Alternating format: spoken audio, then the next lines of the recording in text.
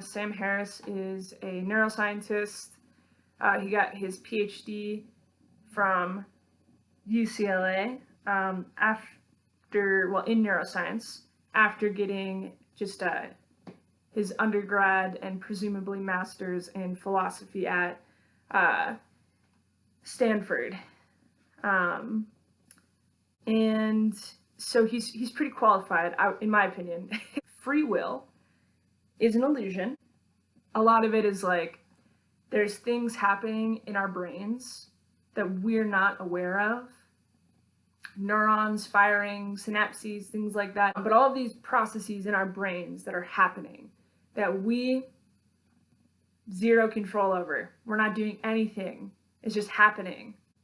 So we can't claim to be that conscious agent over the processes going on inside of our brains and our bodies.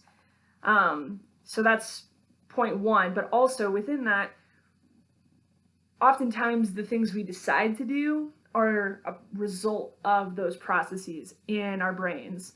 So we're not in charge of the things happening in our brains, and what we do is a consequence of the thing that happens in our brains. A lot of people, when they talk about free will, they're talking about our ability to make decisions.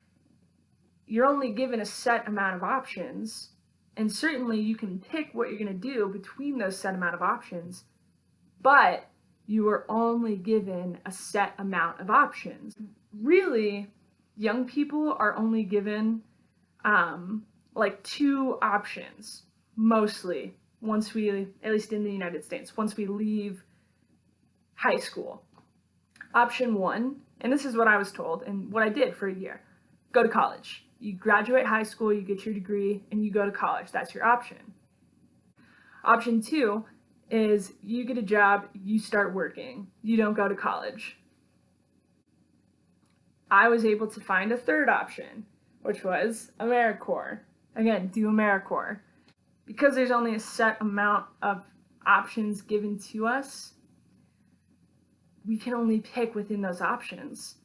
And to me, that was how I decided that free will doesn't exist. If we convince people that they don't have free will, or that free will is an illusion, then terrible things will happen. People won't care about each other, they won't feel moral responsibility, X, Y, and Z.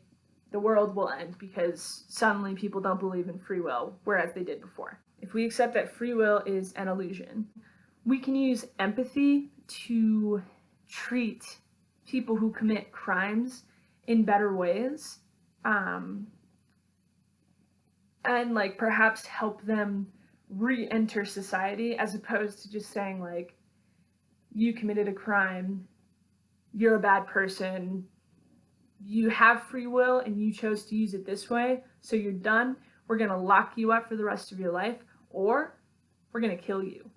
And like, to me, that's something that, like, this argument is something that I really like a lot, actually. I believe in like restorative justice, not punitive justice, which I think a lot of, again, people who are liberals or leftists also probably are interested in. And the second thing is, like, I would really love to not have the death penalty at all. I think what it really boils down to is that many people are talking about free will in a different way than Sam Harris is talking about free will. It's a case of two people or parties using the same word or phrase to talk about different things. The argument that I understood from Sam Harris's book is that free will is an illusion because of all of the stuff going on inside our brains that we have zero control over. Along with, the fact that I didn't pick to be born in San Diego, I didn't pick to be born into the family I was born into, and I didn't pick to be born when I was born. And we could carry that logic for a while further. When we say that free will is an illusion, that does not mean that we do not have decision-making capabilities. And that's really important. Okay. We do. We have the power to make decisions.